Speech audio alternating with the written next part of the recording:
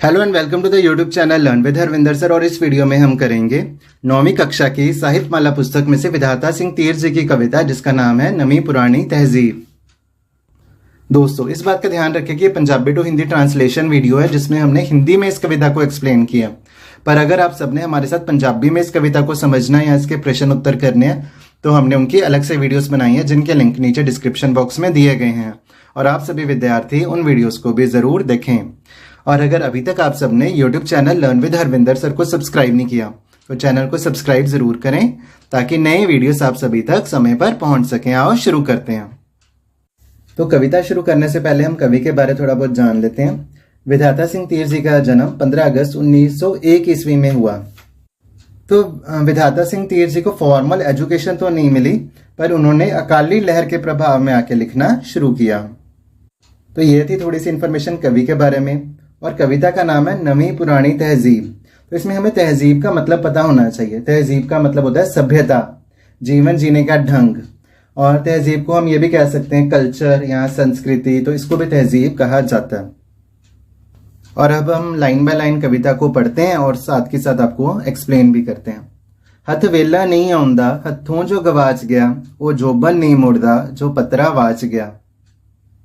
तो जोबन का मतलब होता है जवानी, पतरा वाच गया मीन्स की बीत गया, चला गया।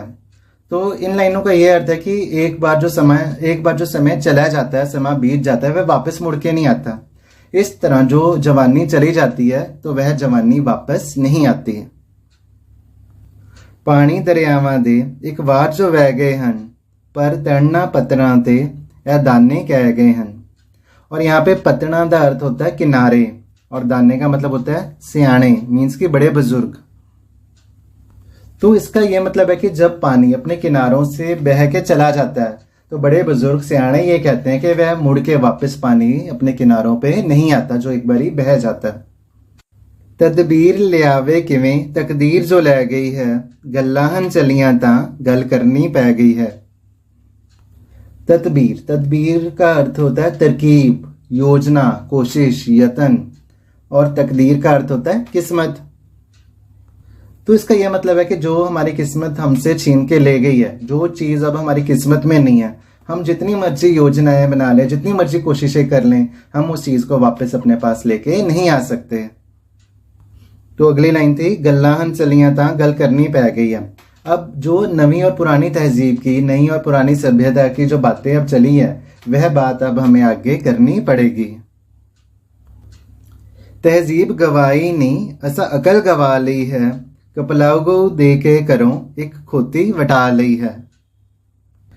इसमें तहजीब का मतलब होता है सभ्यता, जीवन जीने का ढंग। और कपलागो क्या होता है? वह गाय जो हमें मन चाहे पदार्थ देती है। तो कवि यहाँ यह कहते हैं कि हमने पश्चिमी सभ्यता को अपना के अपनी तहजीब ही नहीं गवाई, अपनी सभ्यता ही नहीं गवाई, हमने अपनी अकल भी गवा ली है। और भारतीय सभ्यता को छोड़ के पश्चिमी सभ्यता को अपनाना इस तरह है कि जैसे कि हमने कपलागो देके, गाय देके एक खोती को ले लिया। तो इसका अंजाम क्या हुआ है वह अगली लाइनों में लिखा है। दुध पीड़ो रह गए हाँ लिद चोली पा ली है, कि लई तहजीब नवी गल जहमत पा ली है। जहमत का मतलब होता है बीमारी। अब जो गाय थी, कपलागो थी हमारे पास, उससे हमें दूध मिलता था और गाय के दूध से हम मक्खन, पनीर, घी भी बना सकते थे। पर हमने क्या किया? गाय देके खोती को ले लिया। तो उससे क्या हो रहा है? हमें जो दूध था वह तो मिल नहीं रहा। अब हमारे पल्ले क्या आ गया? उसके बदले हमें क्या मिल गया? हमें खोती की लिद मिल गई है। और नई सभ्यता को अपनाना इस तरह, यहाँ पश्चिमी सभ्यता को अपनाना इस तरह है जैसे हमने अपने गले बीमारी है वह ले ली हो। जे एवी कह दईए मासा नहीं झूठ कोई, ऋषियां दे चौके विच पश्चिम दी झूठ कोई। तो ऋषियों का चौका क्या है? भारत को क्या कहा गया? क्योंकि भारत पहले ऋषि मुनियों की धरती होता था, तो भारत को ऋषियों का चौका कहा गया। और पश्चिम की झूठ का मतलब है पश्चिमी सभ्यता।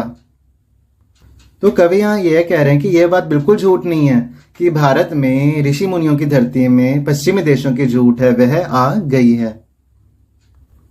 आई इंग्लैंड लई आके घर पा बैठी, भारत दा साऊपना सब रिन के खा बैठी। तो अग लैंड ਲਈ आई मीन्स कि अग लैंड ਲਈ का मतलब है व्यापार करने ਲਈ कि अंग्रेज भारत में इंडिया में व्यापार करने के लिए आए थे और भारत के लोग बहुत शरीफ थे। साउपुणा का मतलब है शरीफ, कि भारत के लोग बहुत शरीफ थे। तो अंग्रेजों ने क्या किया, भारत के लोगों की शराफत का फायदा उठा के भारत पे ही कब्जा कर लिया।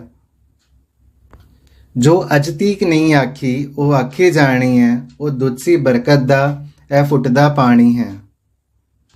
जो बात आज तक हमने नहीं कही वह बात अब हमने कहनी है कि जो पुरानी सभ्यता थी वह दूध का बरकत था, कि सारे लोग हैं वह मिलजुल के रहते थे। और जो नई सभ्यता है वह फुटदा पाड़ियाँ है, कि अब लोगों के बीच में फुट या वैर है वह रहता है। वो जीवन दिंदी सी ए जीवन लैंदी है, वो खाण नूं दिंदी सी ए खाण नूं पैंदी है। कि जो पुरानी सभ्यता है वह हमें जीवन का दान देती थी, कि लोग एक दूसरे का ख्याल रखते थे। और आजकल के लोग एक दूसरे को खाने को पड़ते हैं, खाण नूं पैंदे हन, कि अब आपसी प्यार एक दूसरे के साथ नहीं रहा। वो बाह बढ़ांदी सी ए बावा पंदी है, वो पोली पाली सी ए चंचल मंदी है। बाह बढ़ाना का अर्थ है कि एक दूसरे के साथ प्यार रहना, और बावा पन्ना का अर्थ है कि जो प्यार है वह खत्म होना। तो इसका यह अर्थ है कि पहले लोगों में एक दूसरे के साथ प्यार है वह बना रहता था, और नवी सभ्यता में जो लोगों के बीच में जो प्यार है वह खत्म हो रहा है। और जो पहले के लोग हैं वह भोले भाले लोग होते थे, बट आजकल के लोगों के मन चंचल हैं। वो वीर मनांदी सी ए वीर लड़ांदी है, वो छावे सुटदी सी ए सुकड़े पांदी है। तो पहले के लोग, पुरानी सभ्यता में लोग अपने रुसे हुए भाइयों को भी मनाते थे, पर आजकल के जो लोग हैं वह आजकल के जो भाई हैं वह भी आपस में लड़ते हैं। तो अगली लाइन है, वो छावे सुटदी सी ए सुकड़े पांदी है। तो हम जो इसकी एग्जाम्पल है वह कपड़े सुखाने के एग्जाम्पल से लेते हैं, कि हम कपड़े को यहाँ तो छाया में सुखा सकते हैं, तो ठंडक और हवा के साथ कपड़े सूख जाएंगे। यहाँ हम कपड़े धूप में सुखा सकते हैं, तो धूप में सुखाएंगे तो क्या होगा कि कपड़ा सड़ेगा, उसका रंग फेड होगा। तो यहाँ इसके एग्जाम्पल से ऐसे कहा गया है कि जो पहले के लोग हैं उनके दिल में ठंडक थी, उनके मनों में प्यार था। अब लोगों के दिलों में क्या है, आजकल के लोगों के दिलों में गर्मी है, सड़न है। इसीलिए कहा है वो छावे सुटदी सी ए सुकड़े पांदी है। उस विच एक करदा सी सब टब्बर खांदा सी समय आज़ादी दे हिंद टोले गांदा सी। यहाँ पे हिंद का मतलब है हिंदुस्तान, और टोले गांदा सी का मतलब है कि खुशी के गीत गाता था। इस विच मर मर के भी सब भुखे मरदे हन, हौके दिन रात परन पर पेट ना भरदे हन। तो मर मर के का मतलब होता है जान मार के, और हौके भरना का मतलब होता है रोना। तो इन 4 लाइनों का क्या मतलब है, तो इसका यह मतलब है कि पहले के समय में जो घर का एक मेंबर, एक सदस्य काम करता था और पूरा परिवार उससे गुजारा करता था, और वह आज़ादी का समय था, कि वह अंग्रेज़ों के आने से पहले का समय था जब भारत आज़ाद था। और उस समय जो भारत है वह खुशी के गीत गाता था, कि पहले एक ही मेंबर काम करता था और पूरा परिवार है वह गुजारा उससे करता था, और वह खुशियों का समय था, और जो भारत है वह खुशियों के गीत गाता था। पर आजकल क्या हो गया, आजकल परिवार का हर सदस्य, सब लोग काम कर रहे हैं जान मार के, मीन्स कि बहुत जोर लगा के काम कर रहे हैं, तब भी भूखे मर रहे हैं, कि बहुत ही मुश्किल से वे अपना गुजारा कर रहे हैं। और आजकल के लोग हौके भरते हैं, मीन्स कि रोते हैं, पर अपना पेट नहीं वह भर सकते अच्छी तरह, वह अपना गुजारा अच्छी तरह नहीं कर पा रहे। किरती दी छाती ते ए मूंग पई दलदी है, रत पी पी लिसियां दी एदी गोगड़ पलदी है। बिजली दे लाटू जो इस दे घर जगदे हन, ਉਹ नैन गरीबां दे कड्डे हुए लगदे हन। छाती में मूंग दलना का मतलब होता है साड़ना या किसी को दुखी करना। और बिजली के लट्टू होते हैं बल्लभ, तो बल्लभ को बिजली दे लट्टू कहा गया। तो इन लाइनों में बात की गई है अमीर लोगों द्वारा गरीबों की एक्सप्लॉयटेशन की। तो यहाँ ये कहा कि मजदूरों का खून पी के अमीरों का पेट पलता है, और अमीरों के घर जो बिजली के लट्टू या जो बल्ब चल रहे हैं जिससे उनके घरों में रोशनी आ रही है, इस तरह लग रहा है कि वह गरीबों की आंखें, उनके नैन है वह निकाले गए हैं। खल लाला लोकां दी ए सूट सिवाउंदी है, पी पी मजदूरां नूं ए पाउडर लाउंदी है। कि जो अमीर लोग सूट डालते हैं या पाउडर लगाते हैं वह गरीबों की कमाई से ही होते हैं। तो इन पंक्तियों में हमें यह बताया गया कि अमीर लोगों को कमाई करवाने वाले गरीब लोग ही हैं।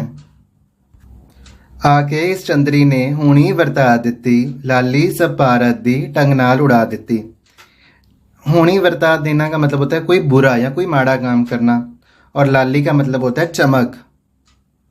तो यहाँ पे ये क्या कहा गया कि नवी सभ्यता ने आके, पश्चिमी सभ्यता ने आके यह होनी बता दी है कि भारत की सभ्यता की चमक ही खत्म हो गई है।